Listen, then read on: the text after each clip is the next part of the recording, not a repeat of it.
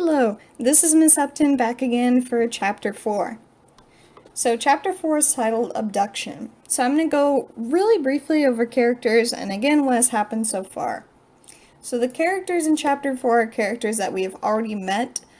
No new characters are introduced. We see an interaction between Artemis and Holly Short happen for the very first time. And of course we see more interactions between Butler and Artemis Fowl. We see evidence that, again, that Butler really does care about Artemis's well-being. He wants him to be happy and he's concerned about him. So moving on to what has happened so far. So in the previous chapter, Holly Short was introduced. Holly, again, is an LEP officer, which is basically like a ferry police officer and the first female recon officer. Holly was sent out on a mission to take care of a rogue troll in Italy. Trolls are a very dangerous species of fairy. They're very large, very dangerous. They talk about how it ate a bunch of cows. It could have killed a lot of people. Of course it didn't. She gets tentative permission from a child to enter the premises. She takes care of the troll, not without some collateral damage, of course. More so, it just destroys some of the restaurant. No humans were killed. And then she wipes the memories of the humans at the restaurant. She is successful in her mission. Commander Root finds out that she is utterly, completely dead with magic, so he tells her to complete the ritual, and that's what the next chapter will lead into. Holly has to complete the ritual, and we know that Artemis Fowl has certain intentions. We're definitely going to find out what those are as this chapter completes. So we'll be going into the audio for the Chapter 4 recording in just a moment. Again, thank you so much if you're following the series. I realize that the formatting for the slides may be a little bit awkward. I don't know if they're helpful to anyone. I hope they are. But anyway, I hope that everyone is doing well, and the audio will continue in just a moment. Thank you so much. This is Miss Upton back again for the audio recording of Chapter 4, Abduction of Artemis Fowl. Artemis's main problem was one of location, how to locate a leprechaun. This was one sly bunch of fairies hanging around for God knows how many millennia, and still not one photo, not one frame of video, not even a Loch Ness type hoax. They weren't exactly a social group, and they were smart too. No one had ever got his hands on fairy gold, but no one had ever had access to the book either, and puzzles were so simple when you had the key. Artemis had summoned the butlers to his study and spoke to them now from behind a mini lectern. There are certain rituals every fairy must complete to renew his magic, explained Artemis. Butler and Juliet nodded as though this were a normal briefing. Artemis flicked through his hard copy of the book and selected a passage. From the earth thine power flows, given through courtesy, so thanks are owed. Pluck thou the magic seed, where full moon, ancient oak, and twisted water meet, and bury it far from where it was found, so return your gift into the ground. Artemis closed the text. Do you see? Butler and Juliet kept nodding while still looking thoroughly mystified. Artemis sighed. The leprechaun is bound by certain rituals, very specific rituals, I might add. We can use them to track one down. Juliet raised a hand even though she herself was 4 years Artemis's senior. Yes. Well, the thing is, Artemis, she said hesitantly, twisting a strand of blonde hair in a way that several of the local louts considered extremely attractive. The bit about leprechauns. Artemis frowned. It was a bad sign. Your point, Juliet? Well, leprechauns, you know they're not real, don't you? Butler winced. It was his fault, really. He never got around to filling in his sister on the mission parameters. Artemis scowled reprovingly at him. Butler hasn't already talked to you about this? No, was he supposed to? Yes, he certainly was. Perhaps he thought you'd laugh at him. Butler squirmed. This was exactly what he'd thought. Juliet was the only person alive who laughed at him with embarrassing regularity. Most other people did it once, just once. Artemis cleared his throat. Let us proceed under the assumption that fairy folk do exist and that I'm not a gibbering moron. Butler nodded weakly. Juliet was unconvinced. Very well. Now, as I was saying, the people have to fulfill a specific ritual to renew their powers. According to my interpretation, they must pick a seed from an ancient oak tree by the bend in a river, and they must do this during the full moon. The light began to dawn in Butler's eyes. So all we have to do is to run a cross-reference through the weather satellites, which I already have. Believe it or not, there aren't many ancient oaks left if you take ancient to be 100 years plus.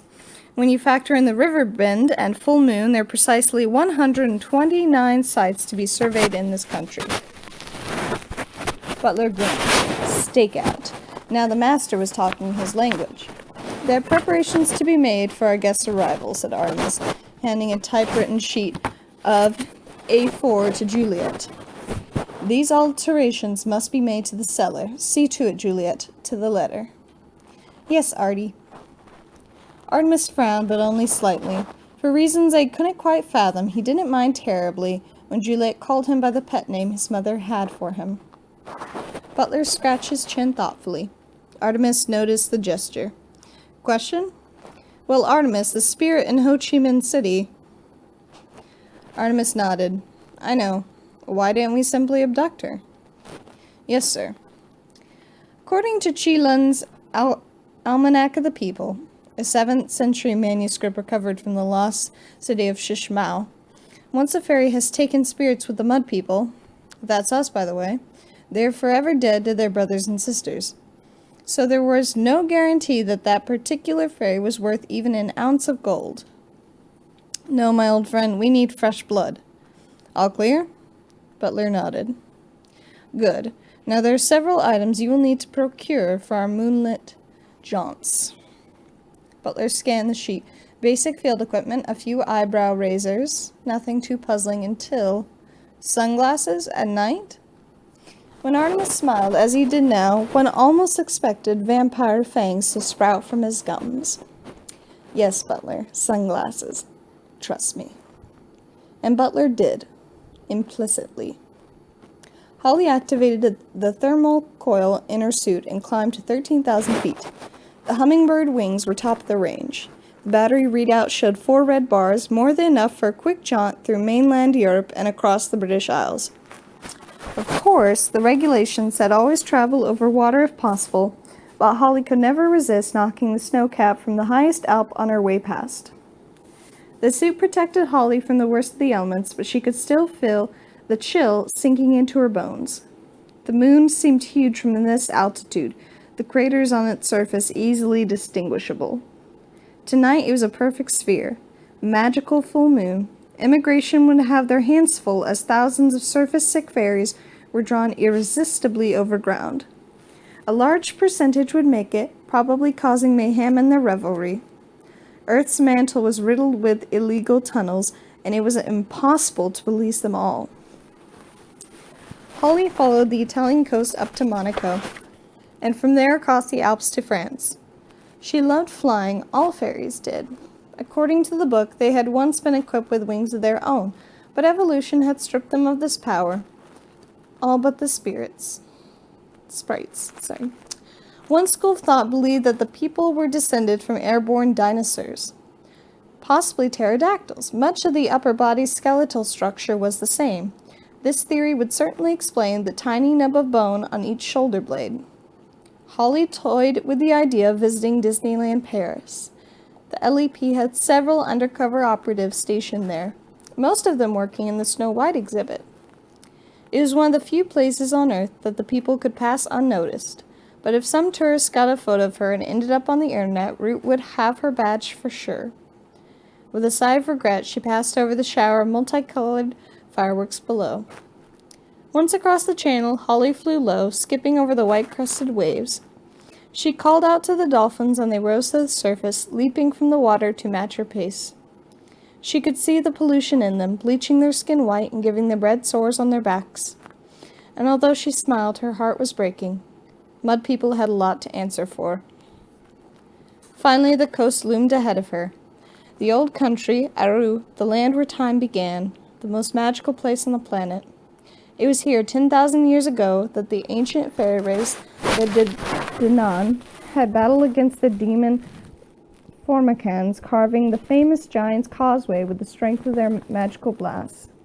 It was there that the Fowl stood, the rock at the center of the universe, where the fairy kings and later the human Ardri were crowned.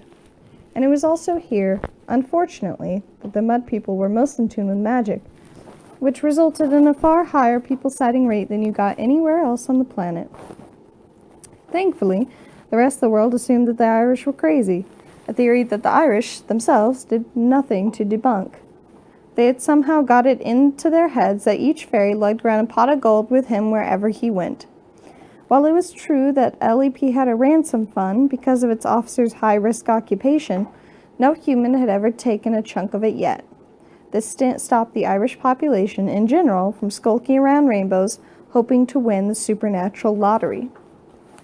But in spite of all that, if there was one race the people felt an affinity for, it was the Irish.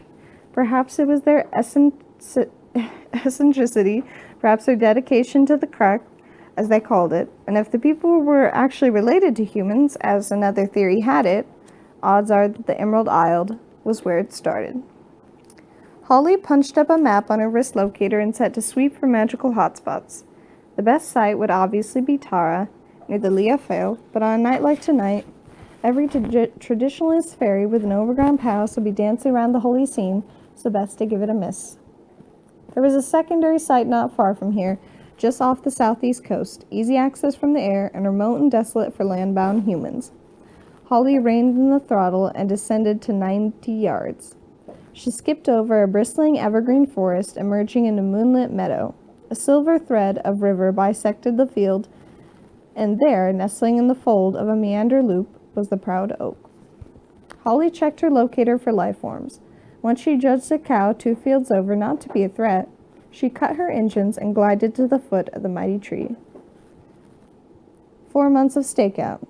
Even Butler, the consummate professional, was beginning to dread the long nights of dampness and insect bites. Thankfully, the moon was not full every night. It was always the same. They would crouch in their foil-lined blind in complete silence, Butler repeatedly checking his equipment, while Artemis stared unblinking through the eye of the scope. At times like these, nature seemed deafening in their confined space. Butler longed to whistle, to make conversation, anything to break the unnatural silence. But Artemis's concentration was absolute. He'd brook no interference or lapse of focus. This was business. Tonight they were in the southeast, the most inaccessible site yet. Butler had been forced to make 3 trips to the Jeep in order to hump the equipment across a bog in 2 fields. His boots and trousers were ruined, and now he would have to sit in that blind with ditch water soaking into the seat of his pants. Artemis had somehow contrived to remain spotless. The blind was ingenious in design, and interest had already been expressed in the manufacturing rights, mostly by military representatives. But Artemis had resolved to sell the patent to a sporting good multinational. It was constructed of an elasticated foil polymer on a multi-hinge fiberglass skeleton. The foil, similar to that used by NASA, trapped the heat inside the structure while preventing the camouflage outside surface from overheating. This ensured that any animal sensitive to heat would be unaware of its presence. The hinges meant that the blind would move almost like a liquid, filling whatever depression it was dropped into. Instant shelter and vantage point. You simply placed the velcroed bag in a hole and pulled the string. But all the cleverness in the world couldn't improve the atmosphere. Something was troubling Artemis. It was playing in the web of premature lines that spread from the corners of his deep blue eyes. After several nights of fruitless surveillance, Butler plucked up enough courage to ask. Artemis, he began hesitantly, I realize it's not my place, but I know there's something wrong, and if there's anything I can do to help. Artemis didn't speak for several moments, and for those few moments Butler saw the face of a young boy, the boy Artemis might have been. It's my mother, Butler, he said at last. I'm beginning to wonder if she'll ever... Then the proximity alarm flashed red. Holly hooked the wings of her low branch, unstrapping the helmet to give her ears some air. You had to be careful with elfin ears. A few hours in the helmet and they started to flake. She gave the tips a massage. No dry skin there. That was because she had a daily moisturizing regimen, not like some of the male LEP officers. When they took off their helmets, you'd swear it just started to snow. Holly paused for a moment to admire the view. Ireland certainly was picturesque. Even the mud people hadn't been able to destroy that. Well, not yet, anyway. Give them another century or two. The river was folding gently before her like a silver snake, hissing as the water tumbled across the stony bed. The oak tree crackled overhead, its branches rasping together in the bracing breeze. Now to work. She could do the tourist thing all night once her business was complete. A seed. She needed a seed. Holly bent to the ground, brushing the dried leaves and twigs from the clay's surface. Her fingers closed around a smooth acorn. That wasn't hard now, was it? She thought. All that remained for her to do was plant it somewhere else, and her powers would come rushing back. Butler checked the porta radar, muting the volume in case the equipment betrayed their position. The red arm swept the screen with agonizing lethargy, and then, flash! An upright figure by the tree. Too small for an adult, the wrong proportions for a child.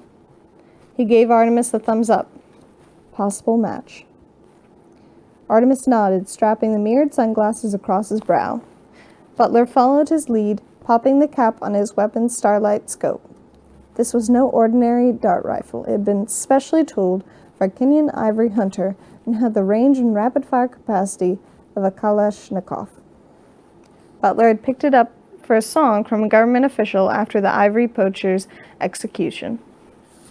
They crept into the night with practiced silence. The diminutive figure before them unhooked a contraption from around its shoulders and lifted a full-face helmet from a definitely non-human head. Butler wrapped the rifle strap twice around his wrist, pulling the stock into his shoulder.